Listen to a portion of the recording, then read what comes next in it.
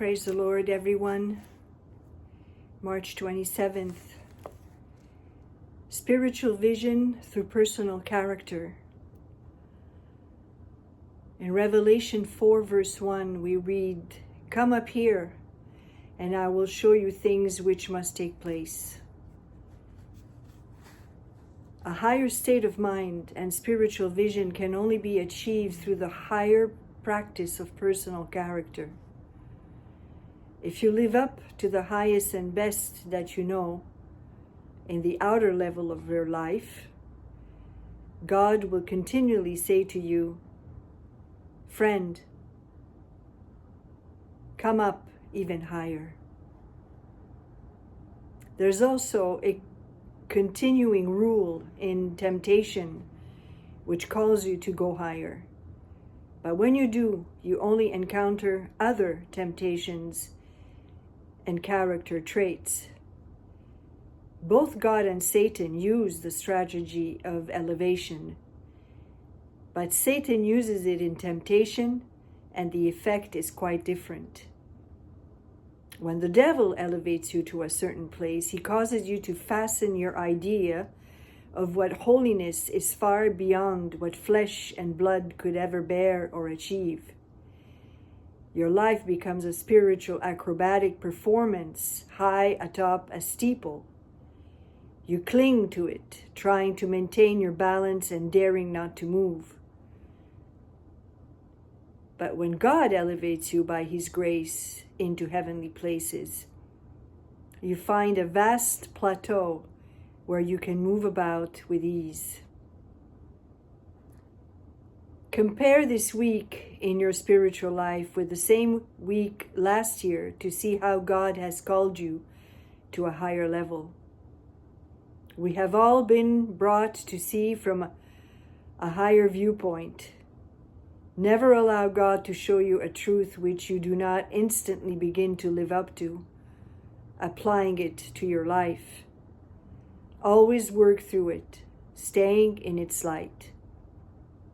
Your growth in grace is not measured by the fact that you haven't turned back, but that you have an insight and understanding into where you are spiritually.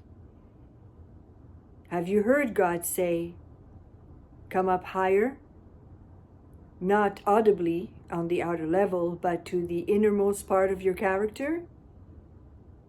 "Shall I hide from Abraham what I am doing?" Genesis 18:17.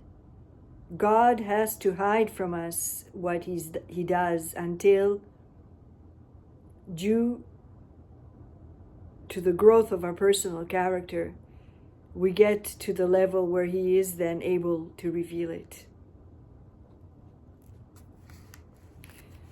Yes, God is continuously working in the shadows of our life. We are not always aware of what He's doing or for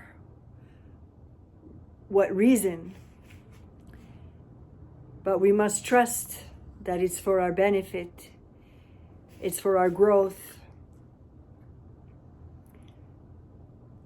And yes, we all have this temptation of wanting to reach higher levels, whether it is in the world, to have a better job, a better financial situation, and so on. But those are deceptions, because everything will be taken away from us.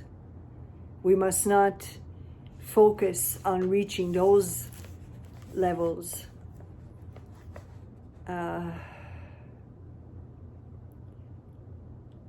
I believe that when God calls us to go up higher, it requires for us to go down, to go lower,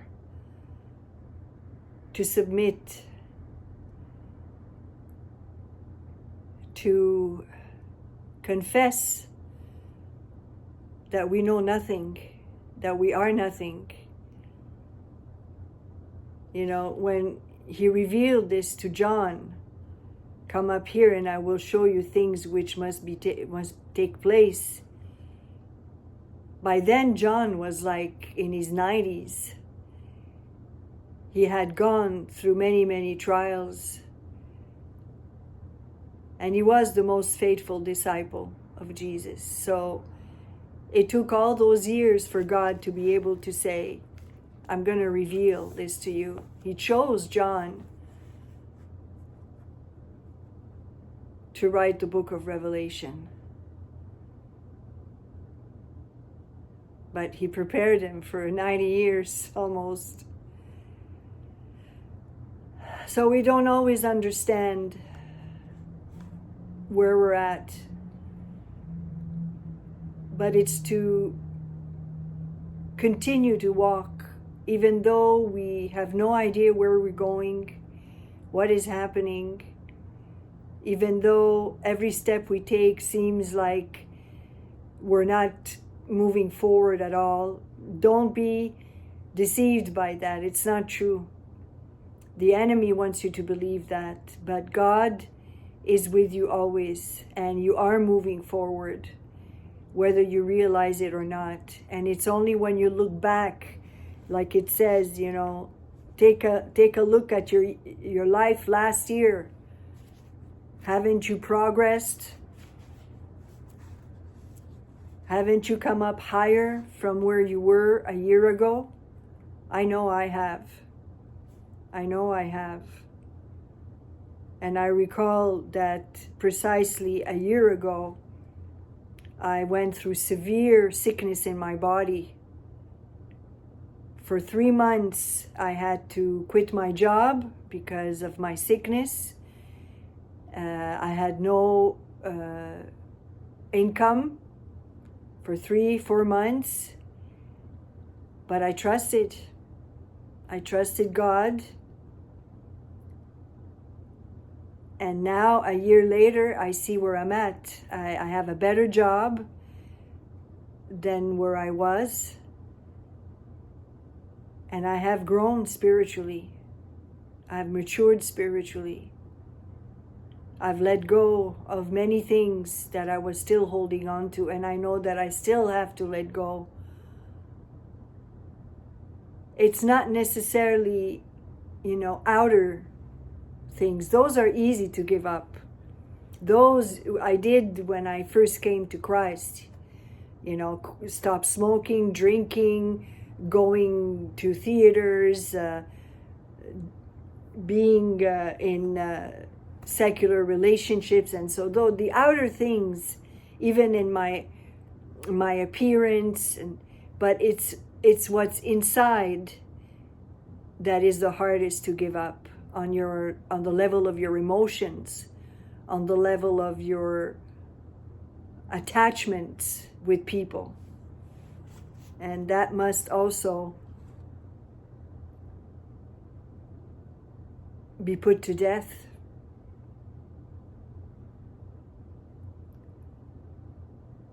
It's a decision that I want to be conformed to the image of Christ. And I know I will suffer in order to attain that. And it's to accept the suffering.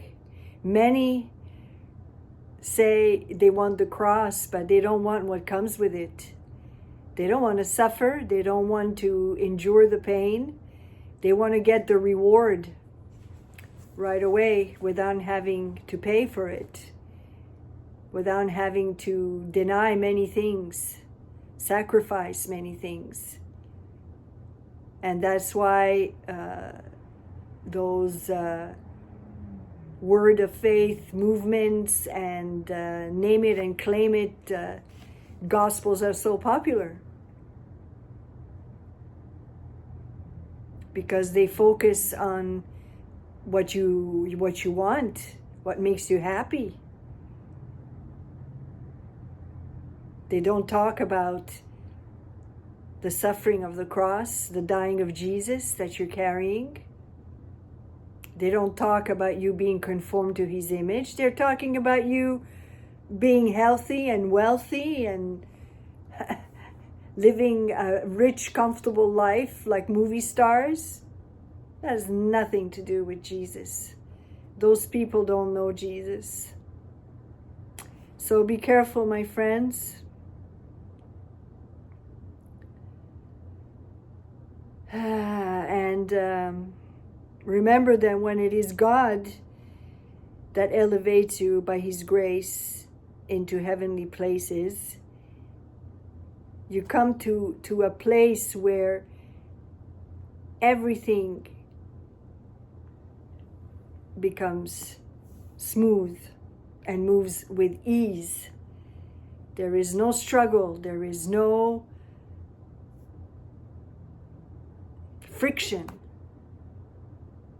because you are in the center of his will, the best place you could ever be. God bless you.